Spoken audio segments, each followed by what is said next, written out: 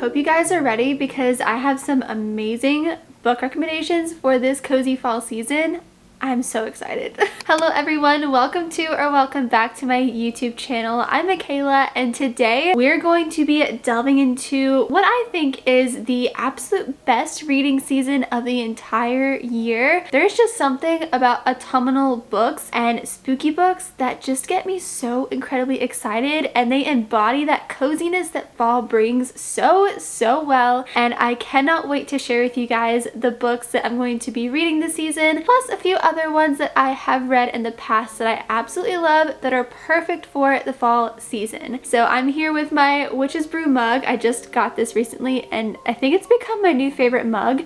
I love anything witchy, so I'll leave this link down below if you love witchy things too. It's holding the most delicious pumpkin coffee, and I also have my fall sweatshirt ready to go. It just has a little black cat on there, some apple cider, a pumpkin, some bats, and we're all decked out and ready to go for this fall season. I will have all these books kind of in their own categories in the timestamps down below, so if there's a particular genre or type of fall book that you prefer to read, you can just skip to that timestamp, or if you just want to check out all of the reads, feel free.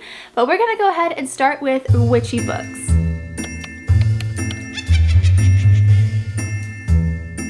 This is my biggest category because I just really love witches. I feel like if there's witches, it just already brings other supernatural beings into that realm. I feel like it just kind of is an all-encompassing genre. This first one is called The Unfortunate Side Effects of Heartbreak and Magic. This is a very new release. This came out September 19th. The way I heard this described was practical magic meets Gilmore Girls. Say less. I'm absolutely sold. Added it to my cart immediately, pre-ordered it, and she came, and we are so excited to read her. But our main character, Sadie, is having to deal with the 4 heartbreaks that come along with having magic. But things start to change whenever her very first heartbreak returns back to her small town, and her grandmother is diagnosed with cancer and is only given a few weeks to live. So Sadie's brother also returns to the town to help and take care of their grandmother, but he brings with him some family secrets that threaten to tear Sadie's world apart. And what's super cool about this is she includes recipes throughout the book. So like here's one for tea. I noticed just like flipping through, it's at the end of chapters.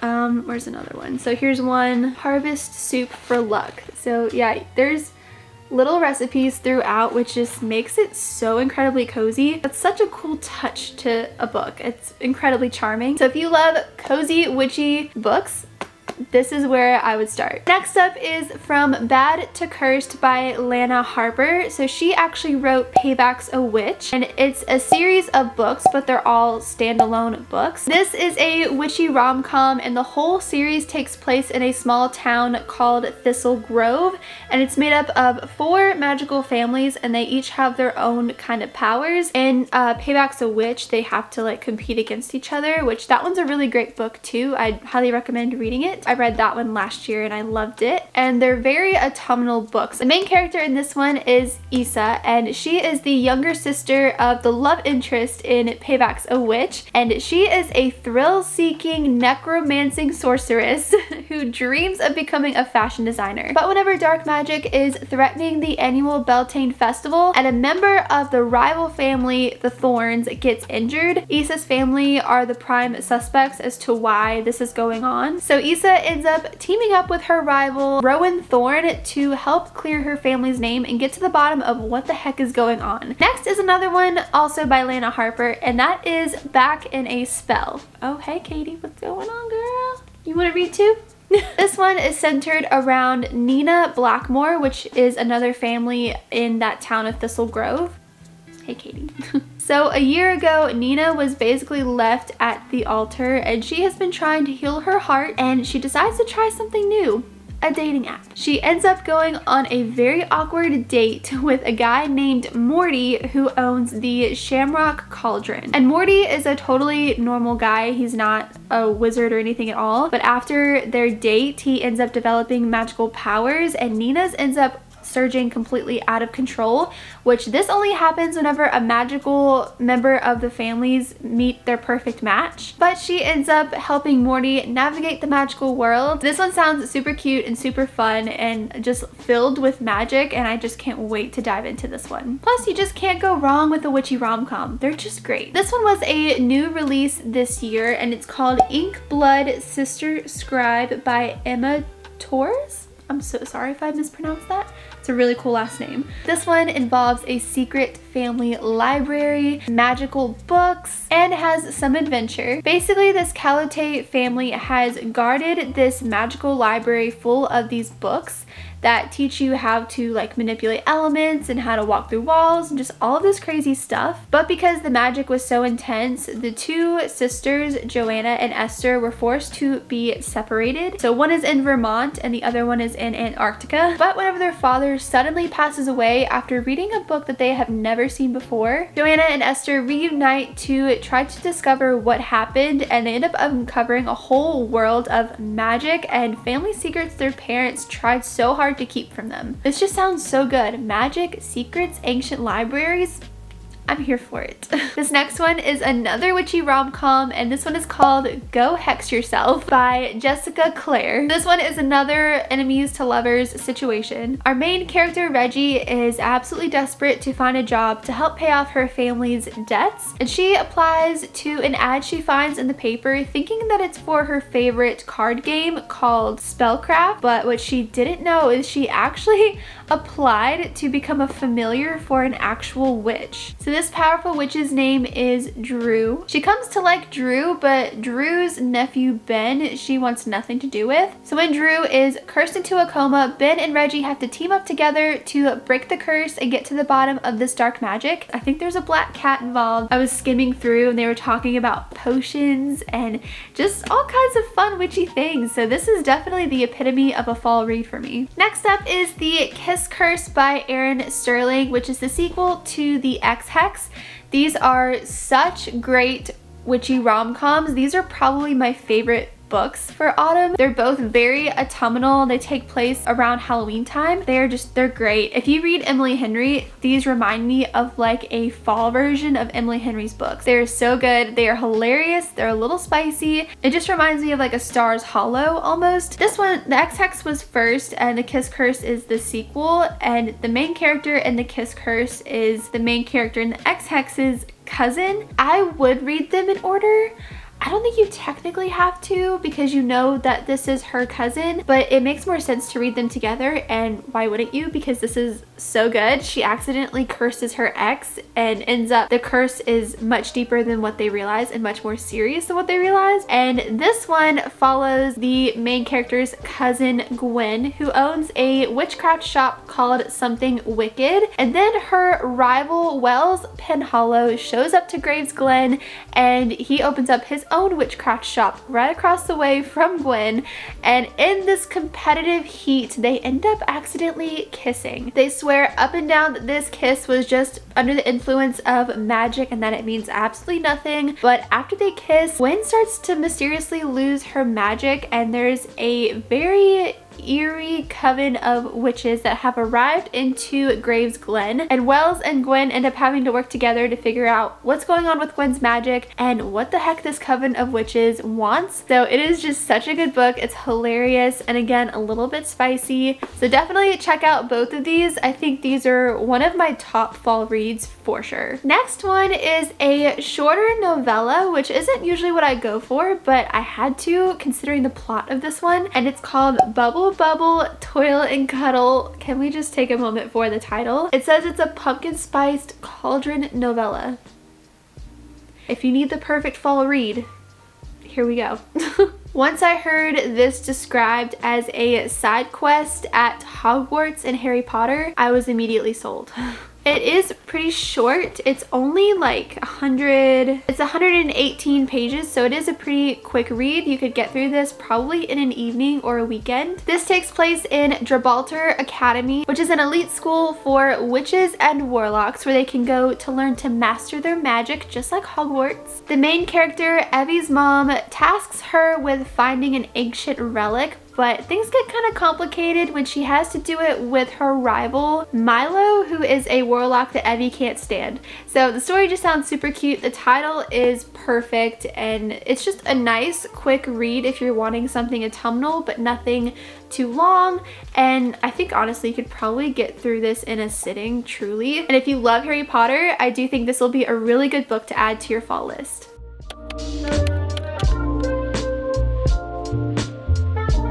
Book is going to transition us into our next genre, which is cozy mysteries, but still on the witchy side, and that is In the Company of Witches. I am really growing to become a massive fan of these cozy mysteries. They're tiny little books. Like, they're adorable and just nice to throw into a bag and take with you everywhere. They have the coziest settings. They're all like in a small town and just gives me Gilmore Girls vibes, if that makes any sense, and I just love that so much. There's just something about a small town setting in fall books that is just, it's perfect. I haven't finished this one yet, but I did start it, and it is very autumnal so far, very atmospheric, and just really great descriptions, and I love the characters so far. But basically it's about a family called the Warren family. They are witches, and they have owned a bed and breakfast for hundreds of years. But one of their guests is mysteriously murdered, and our main character, Bryn, her aunt is the prime suspect. And in this family, each witch has their own special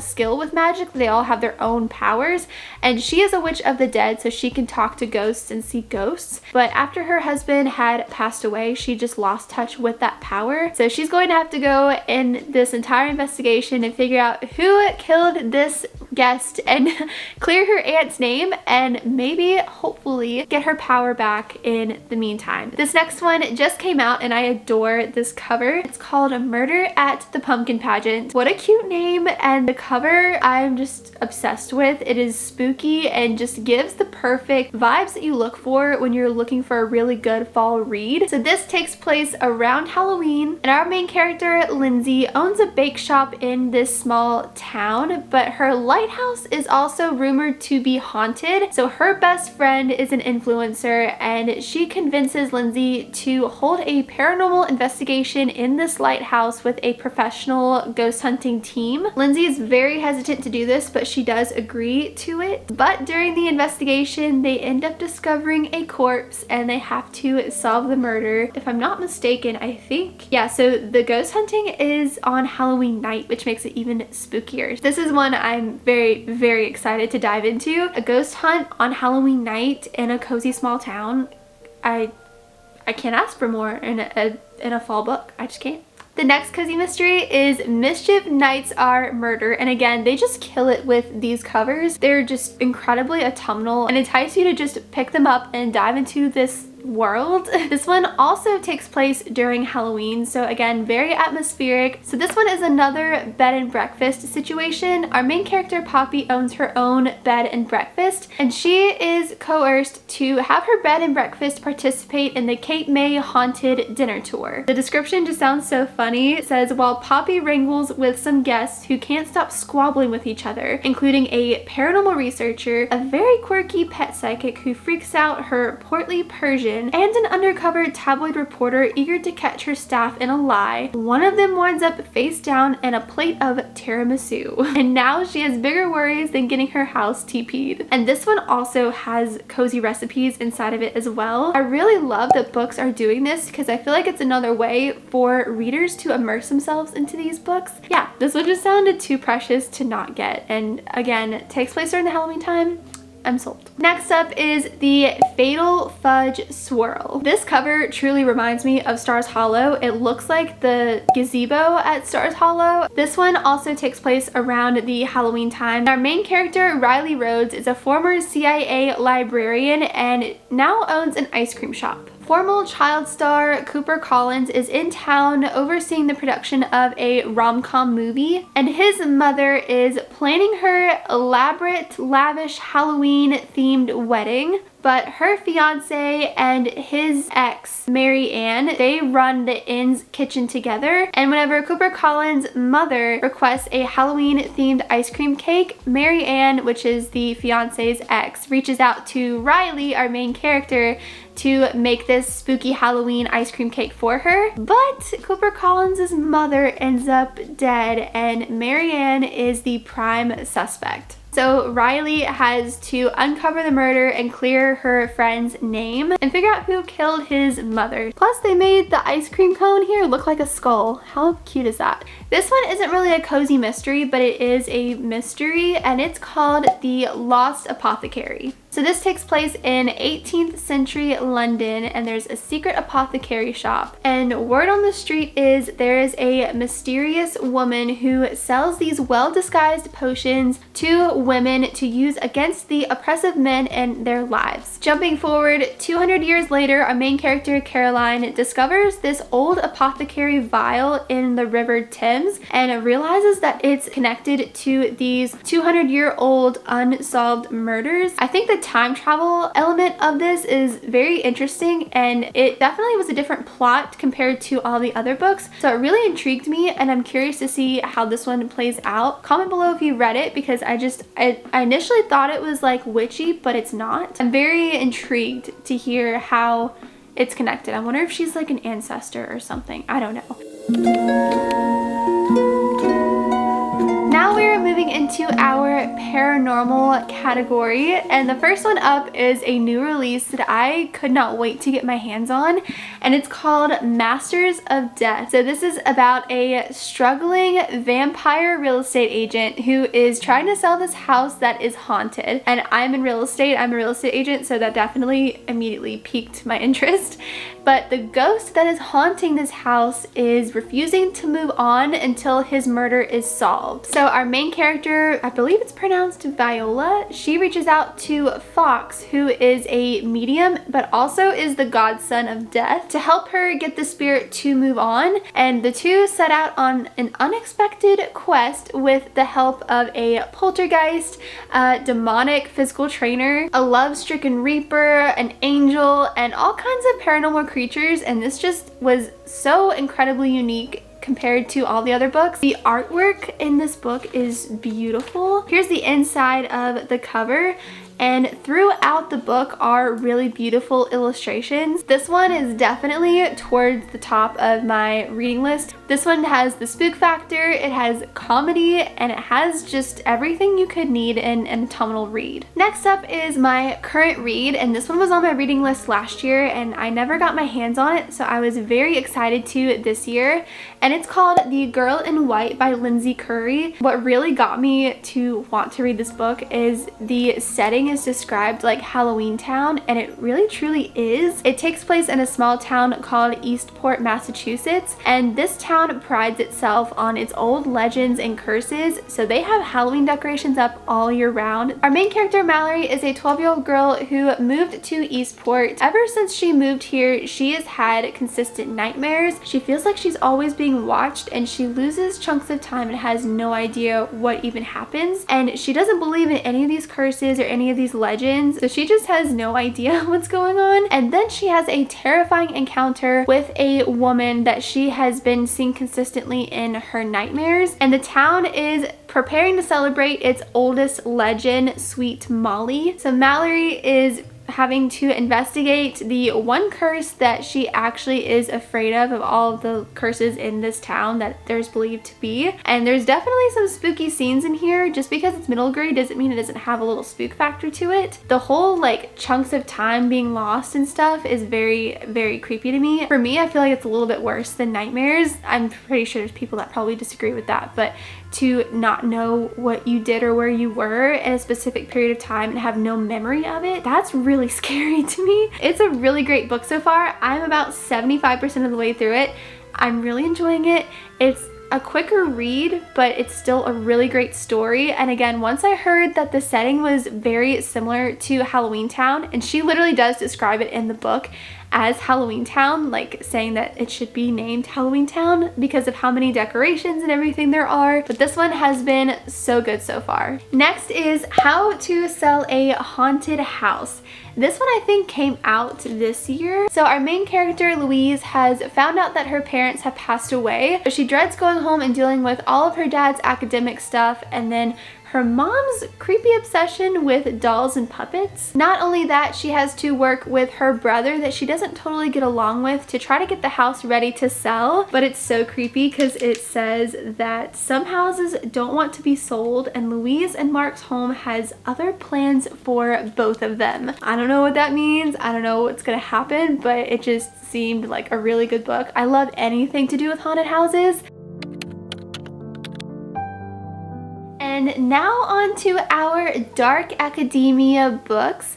We're gonna start with A Deadly Education by Naomi Novik. This also gives me Harry Potter vibes as well, but it takes place at a magical school called Shalomance. I hope I'm saying that right. I have no idea. I will put the spelling on the screen. But basically at this magical school, if you fail, you die. I read it's like a cutthroat Harry Potter, but there's magic, there's monsters, there's artifacts. And our main character, Elle, begins to unlock many secrets of this school and is determined to pass and get out of the school. So it's very interesting, very dark it seems like, hence dark academia. I cannot wait to dive into it. Plus the inside of the cover, well, the cover itself is really, really cool looking. And I love the black and the gold, but also the inside of it is just really intricate. I think it's cool to have something like this to keep referring back to as they talk about the school throughout the story. So yeah, this is definitely a very interesting read that I cannot wait to immerse myself into. Next up is If We Were Villains by M.L. Rio. I heard about this one last year, but I never picked it up or even really looked into it, but it sounds really mysterious. So this is about Oliver, who is being released from jail for something that happened 10 years ago.